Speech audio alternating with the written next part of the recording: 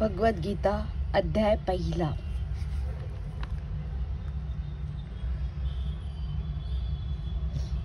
सघोषोधार्तराष्ट्राणा हृदयानि व्यदारयतः नभश्च पृथिवी चैव तुमुलोभो नूनादयन। हा विविध प्रकारचा शंख निनाद वाढतच गेला। या निनादाने आकाश व पृथ्वी तल दुमदुमून गेले आणि द्रुत राष्ट्रपुत्रांची हृदय विदीर्ण झाली।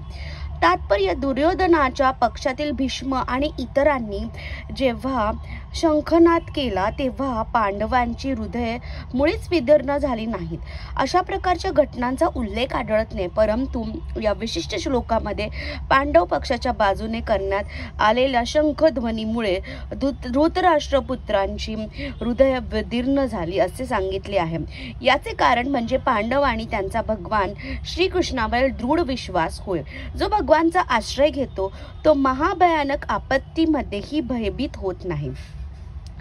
अथ वैविस्त्यता दृष्टान धातराष्ट्रांक पिश्वश्च पिध्वज प्रवृत्ति शस्त्रसंपाते धनुर्दज्ञ पांडव ऋषिकेश तदा वाक्यमिदमाह महीपते।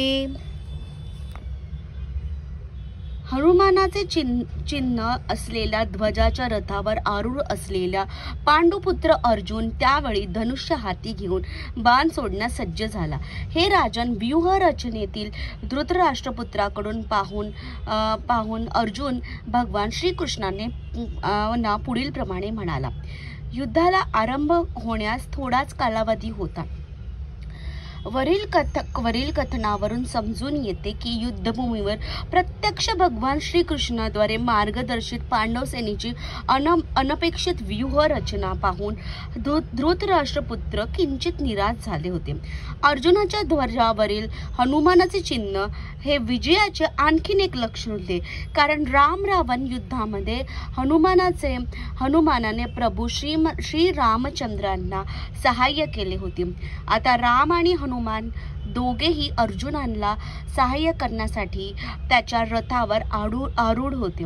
भगवान श्रीकृष्ण म्हणजे स्वतः श्रीराम आहेत। भगवान श्रीकृष्ण म्हणजे स्वतः श्रीराम आहेत आणि ज्या ठिकाणी भगवान श्रीराम आहेत त्या ठिकाणी त्यांचा नित्य सेवक हनुमान आणि त्यांची नित्य सहचारिणी भाग्यलक्ष्मी श्रीमती सीतादेवी उपस्थित असतात। म्हणून कोणत्याही शत्रूकडून अर्जुनाला भयभीत होण्याचे कारणच नव्हते। सर्वात मुख्य गोष्ट म्हणजे इंद्रियांचे स्वामी स्वतः भगवान श्रीकृष्ण त्याला मार्गदर्शन करण्यासाठी उपस्थित होते। याप्रमाणे अर्जुनाला युद्ध करण्यासाठी हितकारक मार्गदर्शन प्राप्त होते आणि भगवंतांनी निर्माण केलेल्या अशा आशादायक परिस्थितीमुळे युद्धामध्ये निश्चितपणे विजयी होण्याची खात्री होती। अर्जुन उवाच, सेनयोरुभयोर्मध्ये रथस्थापत्यमेच्युत यावदेति निरीक्ष्यहं योद्धकामानवा स्थितितानं कैमर्यसह युद्ध व्यमस्थिरं समुद्यमे। अर्जुन म्हणाला, हे अच्युत कृपया माझा रथ दोन्ही सैन्यांच्या मध्ये घेऊन चल। म्हणजे येथे युद्ध करण्याच्या इच्छेने प्रेरित झालेल्या आणि त्यांच्या बरोबर मला या भयंकर शस्त्रस्पर्धांमध्ये संघर्ष करावयाचा आहे। त्या सर्व उपस्थितांना मी पाहू शकेन। श्रीकृष्ण जरी पुरुषोत्तम भगवान असले तरी त्यांच्या अहेतुकी कृपेमुळे ते आपल्या मित्राची सेवा करीत होते।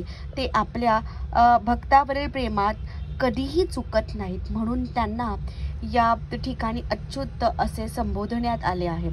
सारथी या नात्याने त्यांना अर्जुनाच्या आदेशांचं पालन करावे लागत आहे आणि हे करण्यात